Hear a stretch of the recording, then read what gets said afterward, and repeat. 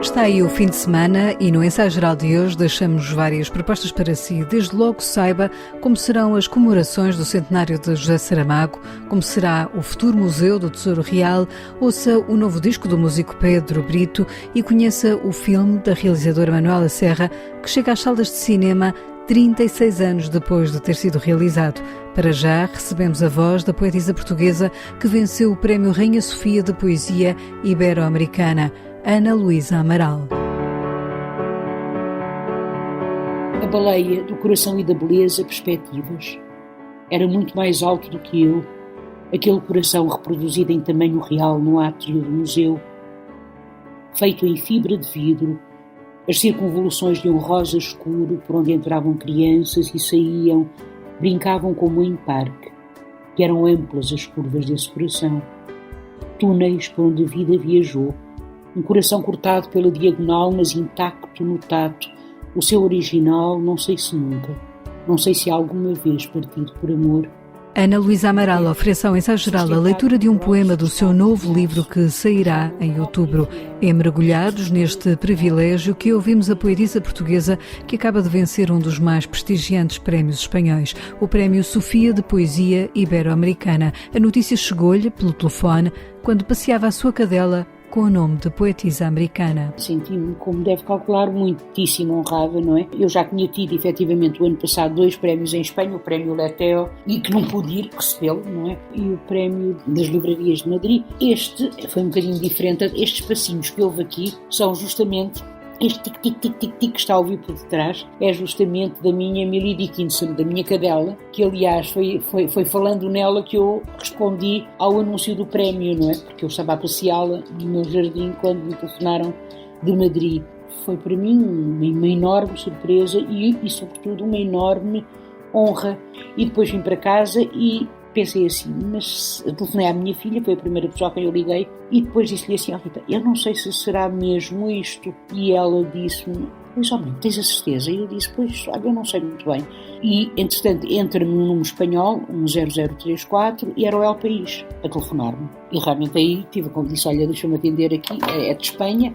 Atendi e pronto, que era do El País. Foi o primeiro jornal que me contactou para recolher um depoimento. O júri destacou da poesia de Ana Luísa Amaral a sua mensagem de abertura, defesa da liberdade, respeito e tolerância, mas também de reivindicação. Valores que Ana Luísa Amaral reconhece que estão na sua escrita, mas que nem sempre pensa sobre eles. Eu tento lutar, Ana Luísa Amaral, não é? Tento o mais possível guiar-me por esses princípios e acredito apaixonadamente que é preciso intervir do ponto de vista político, social, etc. Quando eu falo em política não falo tanto em partidos, sabe? Não estou a pensar em partidos, estou a pensar em política nesse sentido mais puro do termo, que tem a ver com polis, não é? Portanto, com um espaço comum ao qual pertencemos todos e todas, não é? E ao qual devíamos todos e todas pertencer por igual. Acredito na força que pode ter a reivindicação.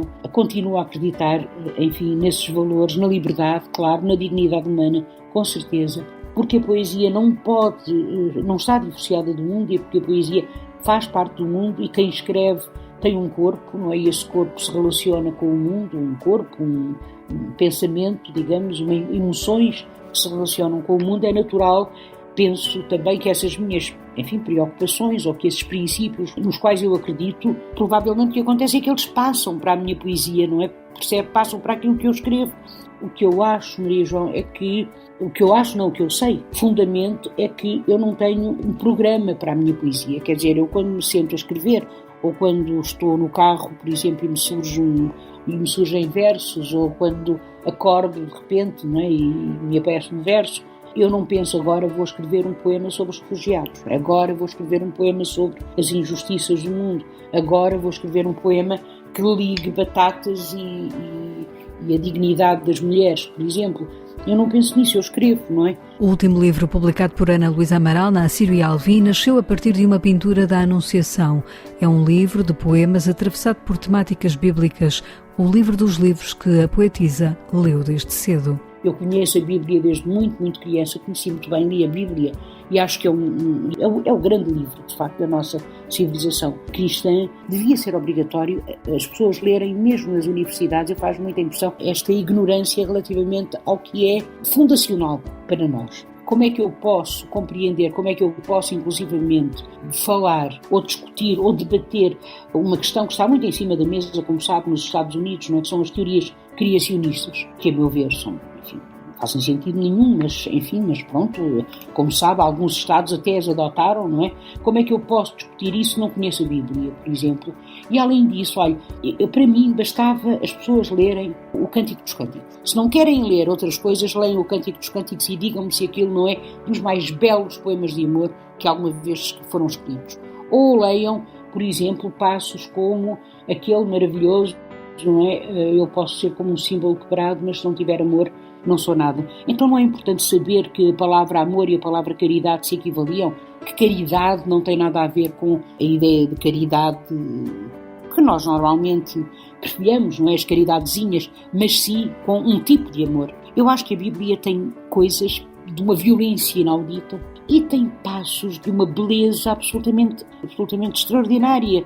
Não passa pela cabeça de alguém do mundo árabe não conhecer o Corão. Como é que nós não conhecemos a Bíblia? Eu acho que é uma grande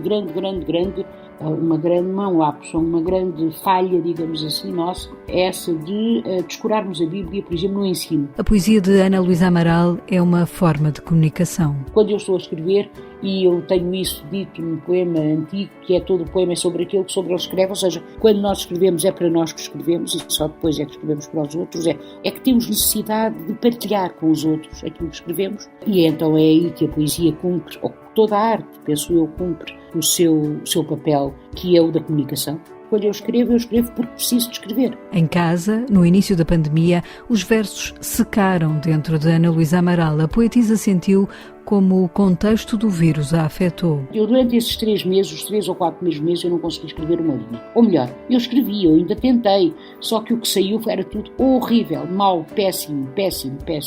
Mas não fui só eu, sabe? Outras pessoas, por exemplo, a Lídia Jorge disse-me exatamente o mesmo. Ana Luísa, eu não sou capaz de escrever. Que eu passo a vida a ver televisão e a ver as notícias e não sei o que, eu não sou capaz de escrever nada. E eu também não, eu não era capaz de escrever. E de repente, é curioso, diria, talvez nos últimos, 7 meses, eu preparei este livro. E quando eu lhe pus um índice, eu soube que o livro estava pronto. E estava, já o mandei para a Sírio, portanto, sairá em outubro. Vamos esperar pelo novo livro de Ana Luísa Amaral, do qual já nos ofereceu um poema. Rasgava as linhas todas impostas pela aridez galáctica, galgava impérios por haver e por tombar e concebia lentamente a beleza que vi nesse museu, um cemitério de ossos por esqueleto, epitáfio que o tempo amordaçou por sobre o coração facsimilado e nu, e dentro dele as vozes e os risos dos filhos dos humanos.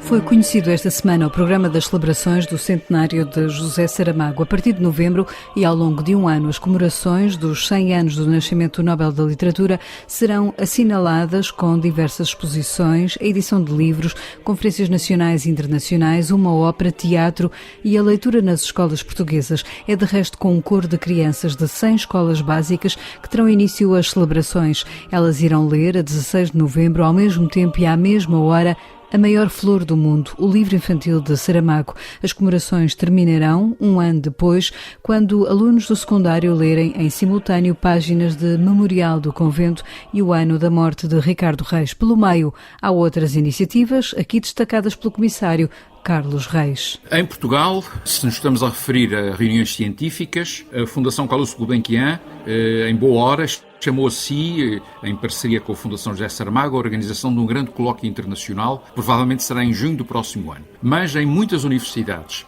no Brasil, na Espanha, na Itália, nos Estados Unidos, haverá também colóquios de dimensão variada, de temática variada, etc. Agora, se falamos em conferências num outro sentido, eu queria chamar a atenção para um conjunto de 5 conferências a que chamamos Conferências do Nobel, que são organizadas pelo Albert Mangel, que é, para este efeito, nosso muito prestigioso colaborador, e em que ele vai chamar, eu não posso ainda dizer nomes porque estão a ser convidados, grandes figuras de dimensão internacional, do Reino Unido, da Nigéria, do Uruguai, do Brasil. Estou a dizer apenas as origens porque, como disse, os nomes já estão mais ou menos definidos, mas agora é que estão a ser convidados, para realmente pensarem não apenas a obra do Saramago, mas também o pensamento do Saramago e também a nossa condição humana, social, política, etc., a partir do exemplo que o Saramago deu nesse aspecto. Uma exposição sobre as mulheres saramaguianas, uma mostra biográfica sobre Saramago na Biblioteca Nacional,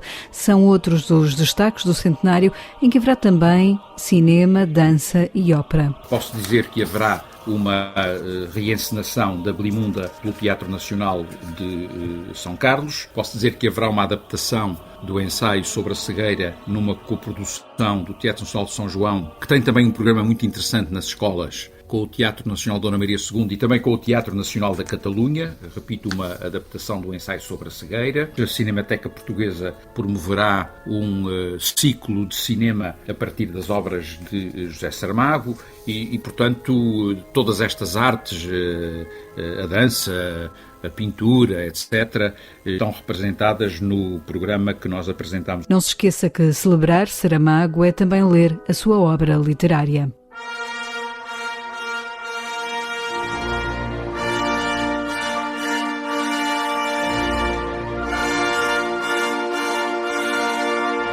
Só vai abrir ao público em novembro, mas o seu edifício já está concluído. O novo Museu do Tesouro Real já tem casa. A nova ala poente do Palácio Nacional da Ajuda está concluída. Será lá que a caixa forte colocada no coração do museu vai mostrar as joias da coroa. Ao todo serão cerca de 1000 peças, todas restauradas, para serem agora mostradas ao público. O diretor do museu, José Alberto Ribeiro, antecipa ao ensaio geral o que vai poder ser visto no futuro museu. O que o público vai ver é, de facto, um acervo que, em termos de dimensão e em termos de qualidade e diversidade de peças, é muito grande, e estamos a falar essencialmente de peças de ourivesaria, embora haja também mobiliário, alguma pintura, alguma iconografia que contextualiza as peças que nós apresentamos. Mas depois há o acervo que pertencia e que entrou depois no espólio nacional com a República e ficou a pertencer às coleções nacionais, desde as condecorações, os objetos ligados aos rituais da monarquia, a coroa real, o cetro, joias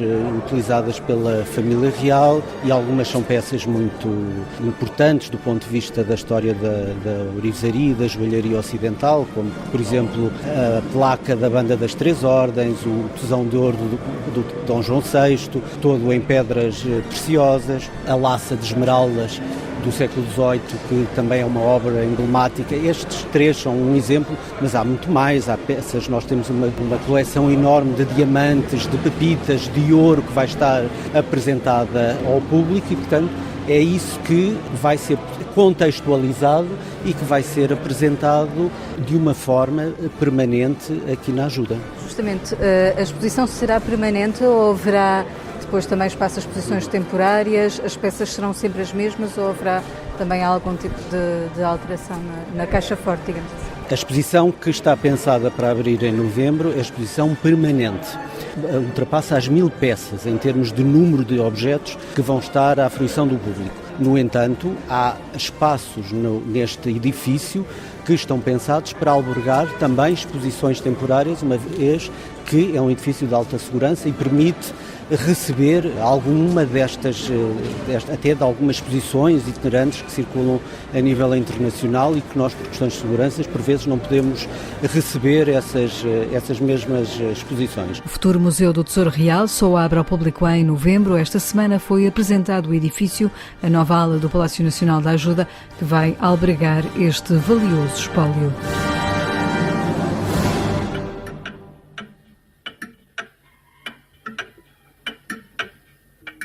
Este é o som do filme O Movimento das Coisas, da realizadora portuguesa Manuela Serra, que vai estrear a 17 de junho nos cinemas portugues. 36 anos depois de ter sido feito. O filme chega agora ao grande ecrã, numa cópia restaurada, digitalizada pela Cinemateca Portuguesa. Trata-se do único filme que Manuela Serra, hoje com 73 anos, realizou e retrata o cotidiano de uma comunidade rural portuguesa numa aldeia do concelho de Viana do Castelo. Em entrevista ao Ensaio Geral, Manuela Serra explica que é um filme poético. É um filme para sentir, é um filme que sugere um sonho. É um filme sem história, ou a história de todos nós. É um filme de poucas palavras. Passa-se o espaço físico, é uma aldeia que tem um rio. E eu nunca me esqueço de tudo o que se passa na aldeia, mesmo ao interior das casas. Ao mesmo tempo há um rio e há uma paisagem, portanto integro sempre tudo o que se passa. Tudo o que eu mostro está sempre muito presente o sítio onde se passa. Manuela Serra começou a filmar em 1979, depois de regressar de Bruxelas, mas só terminou o filme em 1985. A longa-metragem, que quase parece um trabalho antropológico sobre a realidade portuguesa de há 40 anos, estreou no Festival de Mannheim, na Alemanha, onde foi premiado. É um filme onde os habitantes da aldeia se tornaram atores. Criamos laços. Eu estive lá antes e fui construindo com elas a possibilidade, o que é que elas seriam capazes de fazer perante uma câmara. Eu fui sempre perguntando se seriam capazes de fazer pequenas ficções que não eram muito diferentes do que elas realmente faziam, e elas iam concordando comigo. O Movimento das Coisas nunca chegou ao circuito comercial português, agora será exibido numa versão digital que deixou esta realizadora de um filme único satisfeita. É diferente, película e digital é sempre diferente. Digamos que a película é mais doce, mas estou satisfeita com o que vi, com o trabalho. O Movimento das Coisas estreia a 17 de junho no Cinema Ideal em Lisboa, no Cinema Trindade no Porto e no Alma Shopping em Coimbra. No Ensaio Geral, escutamos agora outras sugestões de Guilherme de Oliveira Martins, o nosso colaborador do Centro Nacional de Cultura, que nos fala hoje também da nossa entrevistada Ana Luísa Amaral. Ana Luísa Amaral venceu o Prémio Rainha Sofia de Poesia Ibero-Americana. Junta assim o seu nome a grandes poetas como Sofia de Melbrenner e Nuno Júdice entre os portugueses, a João Cabral de Melo Neto ou a António Gamoneda ou Juan Margarite. Llanos Castellanos, quando anunciou o nome da premiada, invocou a sua mensagem de abertura, respeito, tolerância e reivindicação, que conseguiu unir às letras portuguesas o valor do pequeno e do cotidiano como uma revelação e uma metafísica, sempre a partir de uma experiência ética de compromisso com os direitos e liberdades e, sobretudo, para que a voz das mulheres seja ouvida. De Minha Senhora de Quê, a Ágora, temos uma obra sólida e sensível. Só mal tocando as cordas da memória consegue o coração ressuscitar, porque era este lugar que eu precisava agora, como em deserto até ao infinito, e de repente uma gravidez imensa, um cato verde e limpo, porque os olhos conhecem esses sons de dar à luz o vento e são-lhe amantes da tangível luz. Só mal tangendo as cordas da memória, como estas flores se tingem de alegria, porque era neste azul que eu me queria, como a rocha transpira e se resolve em mar. Emily Dickinson obrigou-me a pensar, disse Ana Luísa um dia, a percepcionar-me de outra forma. Os vulcões dela não são vulcões a explodir, são vulcões que estão sempre num estado latente de ameaça. E que é a poesia, senão essa permanente ameaça de ir mais além? É isso que encontramos na obra de Ana Luísa Amaral, agora tão justamente premiada. E uma última nota breve. O Museu do Tesouro Real abre em novembro. Agora fechou-se finalmente o Palácio Nacional da Ajuda como espécie de capela imperfeita. O arquiteto João Carlos Santos procurou ligar o Liós, a paisagem, o rio, como proteção de um tesouro que permite entender a história como vida que sempre continua. Sempre, sempre o património como realidade viva.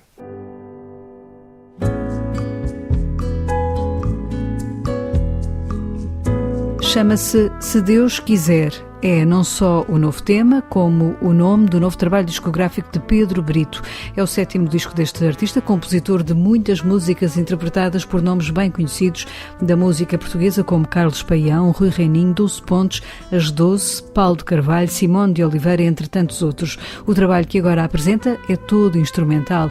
Pedro Brito diz que tem um lado autobiográfico. Acho que se percebe perfeitamente que há uma nova geração de músicos, muitos com formação da escola de jazz de Opsdorf, no Vilas de Lourdes, e que, na minha opinião, vão ajudar a mudar, ou vão mudar, ou estão a mudar mesmo, muita da música que se faz em Portugal. Portanto, eu estou também a ir por esse caminho, ao encontro do tipo de música que me interessou mais, e, nesse caso, autobiográfico, também no sentido de que a música instrumental sempre me cativou mais, embora comercialmente é muito mais complicada. Eu tive sempre muito mais interesse pela música instrumental do que propriamente por muita música que fiz para intérpretes específicos. Irmão de Tosé Brito, Pedro Brito tem um tema composto com o irmão neste novo EP que nasceu em plena pandemia e motivado pelo confinamento. Acho que todos nós fomos apanhados numa situação que ninguém imaginava e, naturalmente, eu dei por mim a compor não só estes temas, mas outros. Se Deus quiser, um dia poderão vir a ser editados também, e é óbvio que esta situação, desde março do ano passado, levou a repensar muita coisa e a valorizar outras que se calhar estavam um bocadinho esquecidas. Este Se Deus Quiser é um disco instrumental de Pedro Brito, interpretado por uma nova geração de músicos como João Rato na viola e piano, Nuno Oliveira no contrabaixo e Diogo Duque no trompete e flauta transversal. A produção é assinada por Pedro Vaz e foi tudo feito com distanciamento a que os tempos exigem. Eu passei os temas primeiro com o Pedro Vaz, com o produtor e o arranjador. Trabalhamos em casa dele. E depois ele passou individualmente primeiro ao João Rato, que fez as partituras, preparou tudo para os outros músicos, e tudo foi feito nos estúdios individuais, quer em minha casa, quer depois em casa do Pedro Vaz, quer depois em casa do João Rato. Foi passando individualmente e cada músico foi acrescentando a sua parte, e só no fim é que o Pedro foi a um estúdio fazer a mistura e a masterização. Nós conhecemos-nos, posso dizer, pessoalmente, muitos meses depois de fazer o disco está pronto. Se Deus Quiser, nome do tema single que ouvimos, é também o título do disco, explica Pedro Brito. É uma expressão, eventualmente, poderá até não resultar, mas é uma expressão que traduz, para mim, um bocadinho o estado de espírito e o estado geral em que eu penso que muitos de nós nos encontramos. É claro que é irónico e sarcástico. Vamos ver, a reação para já está a ser bastante boa, vamos ver depois no fim se foi eu poderia ter chamado ao disco contemporâneo, era a outra palavra. Ficou Se Deus Quiser. É com Se Deus Quiser, de Pedro Brito, que fechamos o ensaio geral de hoje, que teve sonorização de José Luís Moreira. Voltamos de hoje a 8 dias com novas sugestões culturais para os seus tempos livres. Até lá, boa noite e bom fim de semana.